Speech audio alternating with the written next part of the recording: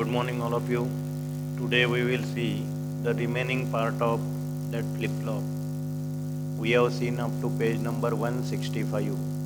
Now we will start from page number 166, that is age triggered JK flip flop. JK flip flop पर्यंत आपण पाहिलं होतं. तर पहिला edge triggered JK flip flop. Edge ट्रिगरमध्ये दोन आहेत, पॉझिटिव्ह एज ट्रिगर्ड आणि निगेटिव्ह एज ट्रिगर्ड. आता JK फ्लिप फ्लॉपची ही डायग्राम आहे पहा.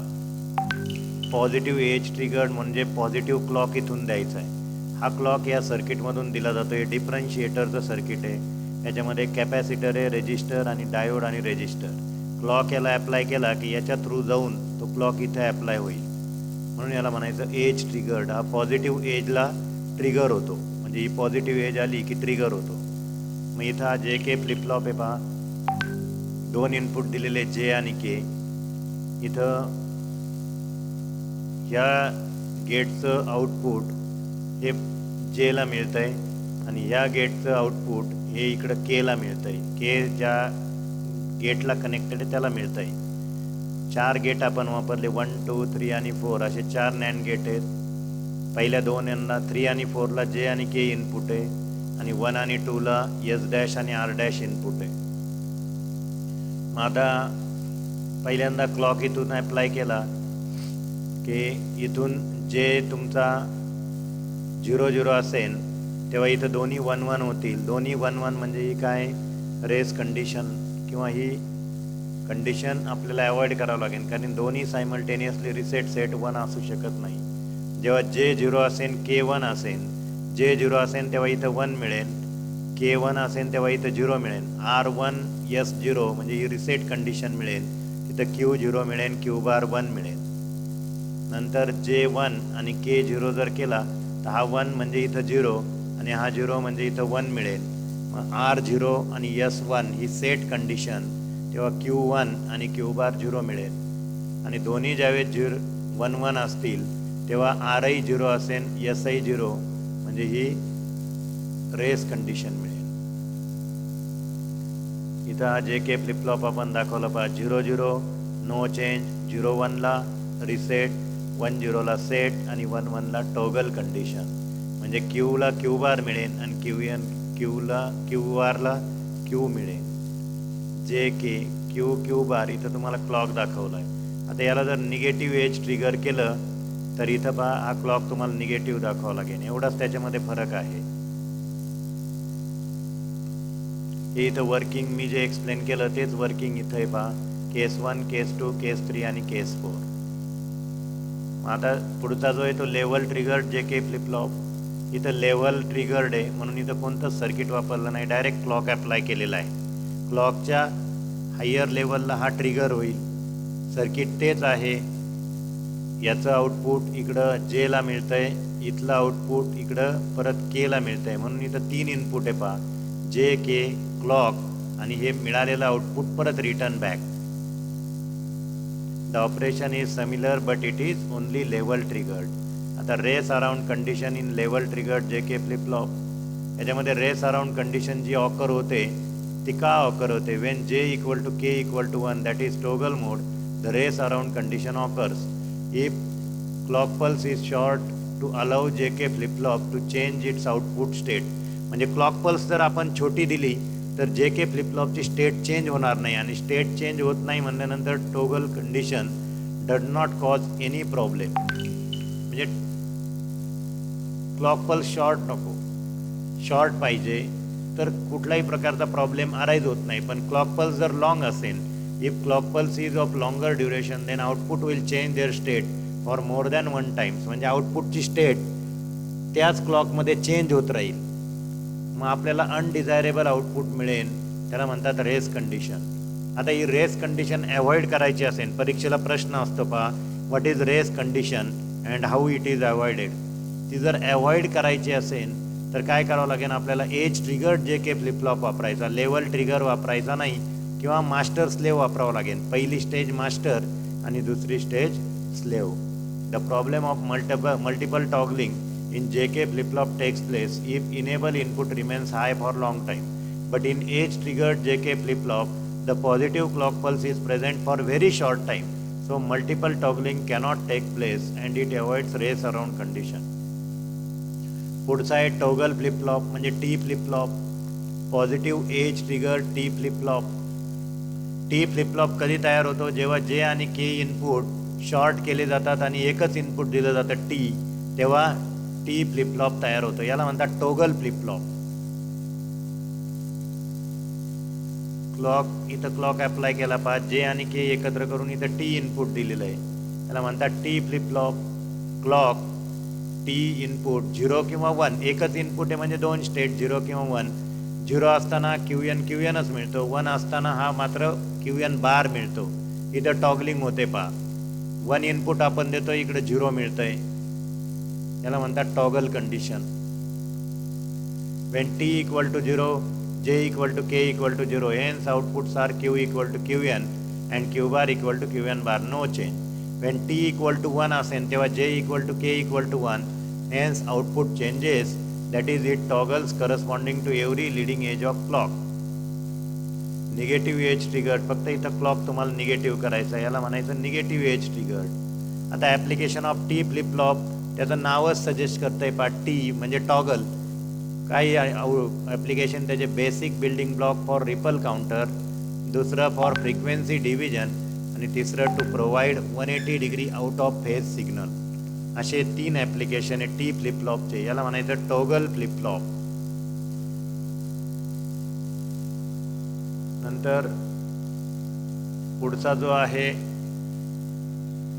निगेटिव्ह एज ट्रिगर्ड झालं. Application of T master slave J K flip flop म्हणजे काय? एक स्टेज मास्टर असते, दुसरी स्टेज स्लेव असते. पहिली स्टेज ऑन झाल्यानंतर पहिल्या स्टेजचा आउटपुट जोपर्यंत मिळत नाही तोपर्यंत पुढचा स्लेव काम करत नाही, म्हणून याला म्हणतात master slave J K flip flop.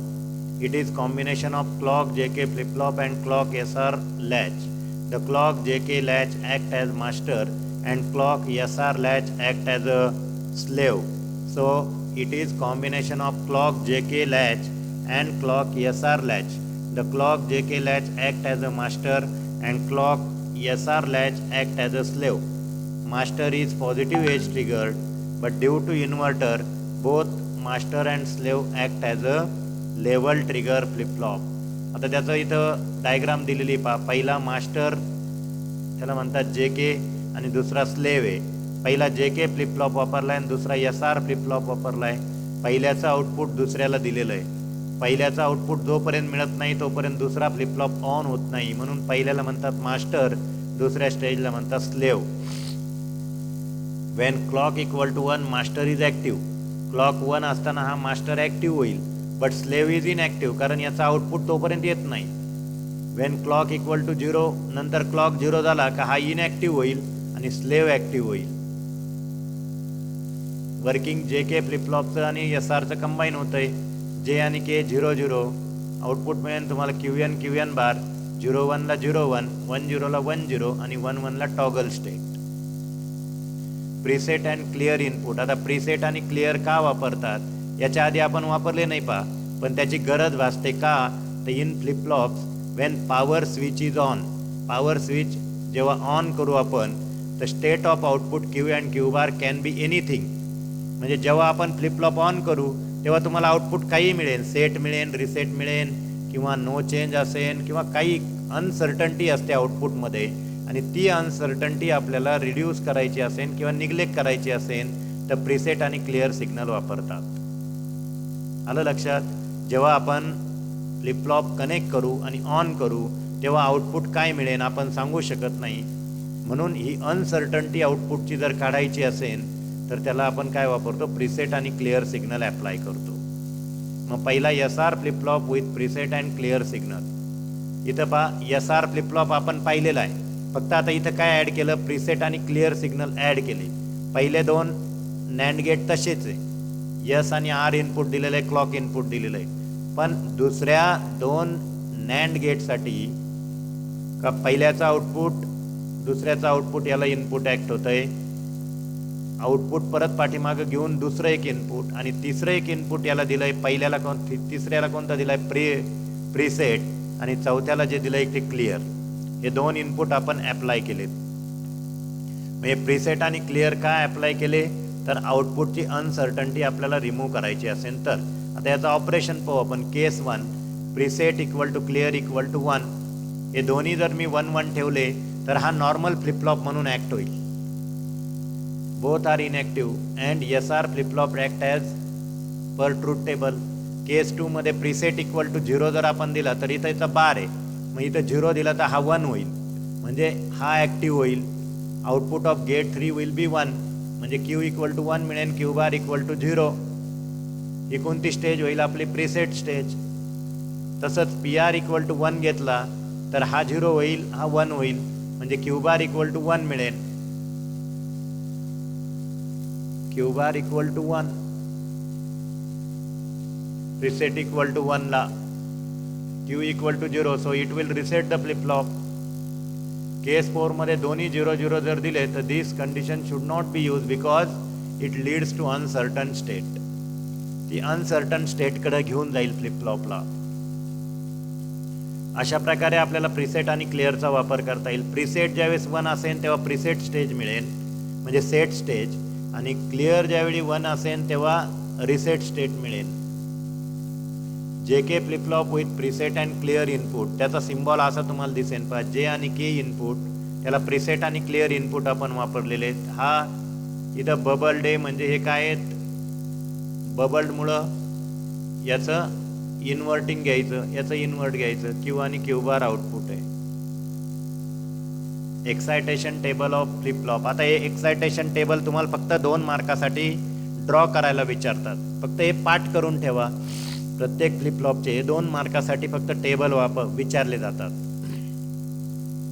Sometimes the present and next state of circuit are given. काही वेळा काय होतं, प्रेझेंट स्टेट आणि नेक्स्ट स्टेट दिलेली असते पण इनपुटच दिलेलं नसतं, मग ते इनपुट फाइंड आउट करण्यासाठी आपण एक्सायटेशन टेबल वापरतो. Sometimes the present and next state of circuit are given and we have expected to find corresponding input conditions. In such cases we need to use excitation table, म्हणजे input condition काढण्यासाठी. Present state is the state prior to application of clock pulse. म्हणजे present state कोणती आहे तर clock pulse apply करण्यापूर्वी, आणि next state कोणती आहे तर क्लॉक पल्स ॲप्लाय केल्यानंतरची.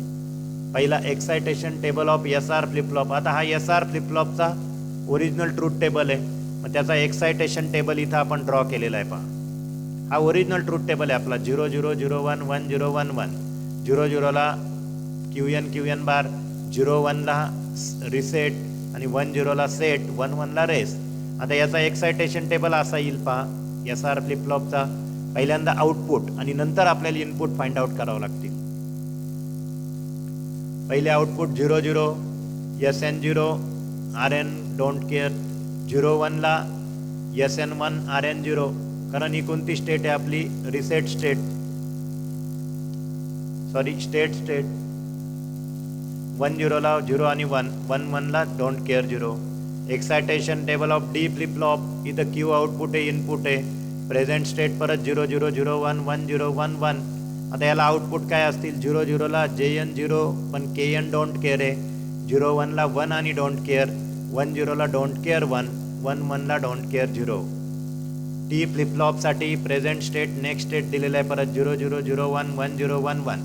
आता Tला एकच इनपुट असतं म्हणून काय येईल? 0 0 ला 0, 0 1 ला 1, 1 0 ला परत 1 आणि 1 1 ला 0. तसंच JK फ्लिप फ्लॉपचा एक्सायटेशन टेबल आहे. Applications of flip flop. पहिलं ॲप्लिकेशन आहे इलिमिनेशन ऑफ कीबोर्ड डिबाउन्स. दुसरं ॲप्लिकेशन आहे ॲज मेमरी इलेमेंट. तिसरं in various types of registers. चौथं इन काउंटर्स और टायमर्स, आणि शेवटचं डिले इलेमेंट. अशा प्रकारचे हे 4 ॲप्लिकेशन फ्लिप फ्लॉपचे आहेत. Elimination of keyboard debounce, memory element, various types of register, in counters and timers, आणि ॲज डिले इलेमेंट. सगळ्यांचे एक्सायटेशन टेबल पाठ करून ठेवा. JKचे काय? Q output input 0 0 0 1 1 0 1 1. आता याच्यावरून आपल्याला J आणि K काढता येईल. 0 0 ला J0 K डोंट केअर. 0 1 ला J1 आणि K डोंट केअर. 1 0 ला J डोंट केअर K1, आणि 1 1 ला J डोंट केअर K0.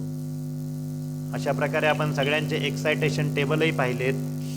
नंतर वेगवेगळे फ्लिपफ्लॉप आपण पाहिलेत, प्रीसेट क्लिअर इनपुट कशासाठी वापरतो तेही आपण बघितलं आहे. काही डाऊट येत असेल तर मला मेसेज करा किंवा विचारा.